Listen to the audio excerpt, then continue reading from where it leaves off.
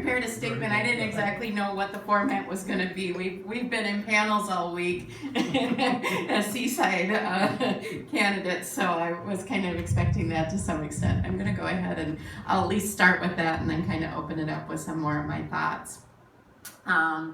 Like everyone else, I'd like to thank the Green Party and Peace and Justice Center for hosting this informative event. I'd also like to thank all of you for being here tonight. It's a Friday night. There's other things that people can do. I think it's great to see the civic engagement and involvement of everybody, and I really appreciate that. I'm Lisa Ann Sawhney, and my vision for Seaside includes safety, stewardship, and success for a wonderfully diverse university and coastal city. I lived in the peninsula for 6 years, 3 years as a renter and 3 years as a homeowner in Seaside. My first vote at age 18, I was fortunate to cast a vote for candidates from both parties that aligned with my values, and even was able to cast a vote for an independent candidate who actually won. Since then, over the past 20 years, I've seen politics in this country become more and more divisive. It's my understanding that local elections are to be nonpartisan, and at least at the local level. After all, potholes aren't red or blue or purple, they just need to be fixed. That's why I'm running as a no party preference candidate in Seaside's local 2018 mayoral election. I'm also a member of Unite America, which recognizes that more than 40% of Americans who vote in most elections consider themselves independent, informed, and issue-based voters. I'll go back to Seaside now. My priorities as mayor include maintaining, saving, investing in current city services and infrastructure, overseeing and embracing the changed future structure of FORA. Just this week, we had some tough news from a Seaside perspective that the supervisors are moving forward to continue FORA for another 10 years, and Seaside is also looking at losing a vote. I'm concerned about that and think that we need more within Seaside to advocate for what's best for Seaside in that. Ensuring fiscal strength and oversight. I think it's, right now we've got some questions going on in our council, and I think it's really important. It's something that I've requested in public forum, that we have a lot more transparency and that our financials are much more delineated. We are in the process of getting a new finance director. Daphne is close to retirement. I think she's not here anymore in Seaside, and I think within the month she will be formally retired, but is certainly, her duties are lessened and they are seeking a new person right now. Focusing on economic development, including but not limited to affordable housing, transportation needs, life cycle housing, career and sustainable wages. And I really speak about careers. I think it's one of the things that is really missing in Seaside. FORA had the 3 pillars of education, environment, and economics. And I think it's really not done a great job. I think Seaside could be a better place if we really had some careers and had, stable incomes with benefits. I think it would help our housing market. In downtimes, there would just be more stability overall. So with careers, I'm not looking to bring a big campus to here, but I'd really like to see some satellites, that we work with different companies, either from the Valley or LA or even Vegas or up in Seattle. A lot of companies are starting to do this, where they're allowing 1,000 or 2,000 people and they're kind of moving some of their departments around. So I have that vision for Seaside and for part of what's above General Jim Moore. I also think those people will spend money in Seaside then. They're going to be going to lunch, they'll be going to restaurants, hopefully going to activities and enjoying our university campus as well. Encouraging more discussion, diverse viewpoints, nonpartisan cooperation, transparency and changes in chambers, as well as cooperation with other agency partners. I think homelessness is one of those issues for me that I really think needs to be looked at on a county level for a lot of our cities. And I know we've got different candidates from different cities here. I think we're seeing a lot more conversation, even as candidates talking to each other as we're cross-filtering in some of these forums, and I really encourage that. I think, homelessness is going to take all of our brain power to come up with the best ways and it really is,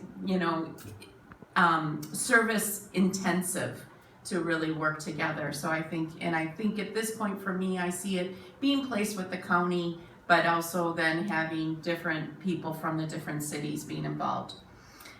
Seaside Parks, I've been named for that one, and yes, I am concerned about our parks.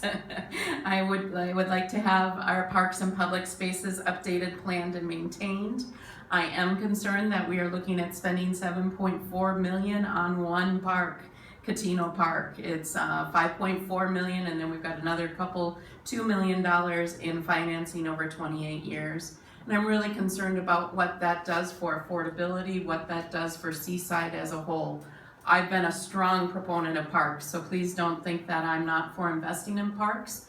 I think we need to invest in all of our parks, so when we need to make sure we have maintenance and a long-term vision for our parks. And I'm very concerned with the council's decision to just go forward and pass a bond for this. And essentially the kids that are playing at that park are going to be paying for it in 28 years. So that's concerning to me.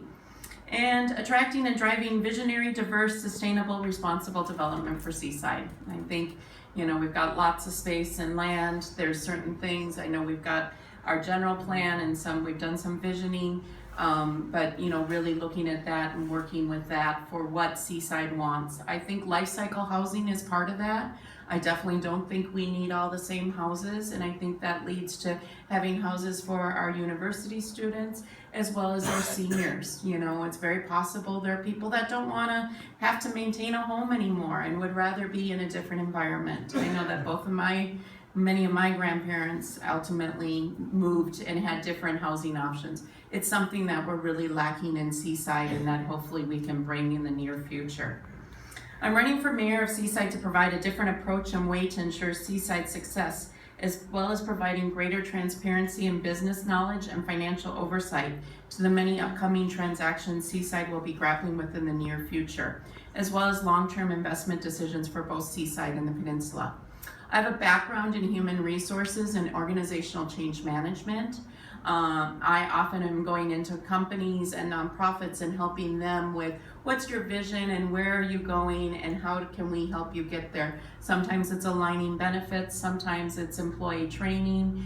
I believe that those skills would relate to being mayor of the city, especially with the change and what some of the changes that need to happen for Seaside. 3 minutes, sounds good. I hold certificates in leadership, project management, and human resources from UC Irvine and George Washington University, and a bachelor in science and business from the University of Minnesota. Businesswoman and organizational change management advisor, as I shared. I have at the end, I request your vote in person or by mail.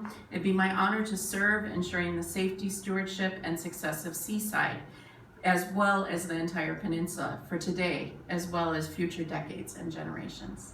Thank you. We have a couple of minutes if anybody wants to ask questions.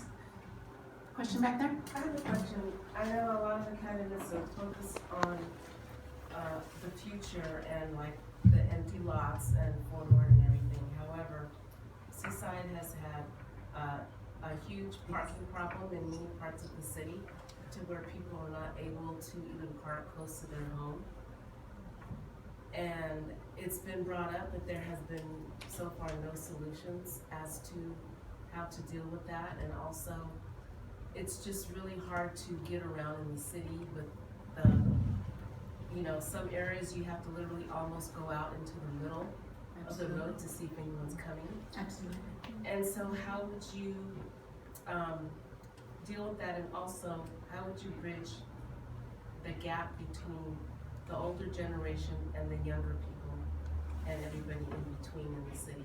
Mm-hmm. Let me see if I can repeat that. And I think there are a couple of questions in there.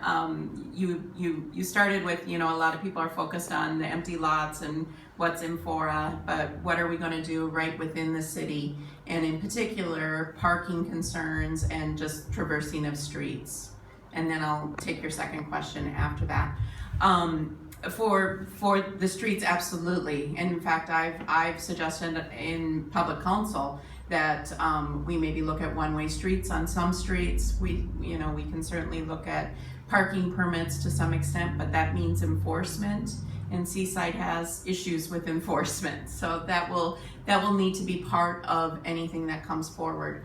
One of the other things, and I've lived in other communities, and I'm shocked that we park from corner to corner, and it's very concerning to me, and it fits with my safety concern. I think we need to at least have a 15-foot no parking right on the corner, so if you're churning, you're not having all those accidents and things. And I've actually already spoken to the the new police chief, and he was surprised too that we park right up to the end. We park by our fire hydrants, so we definitely need to do, we need to be doing some painting, when we need to be doing some enforcement around those things.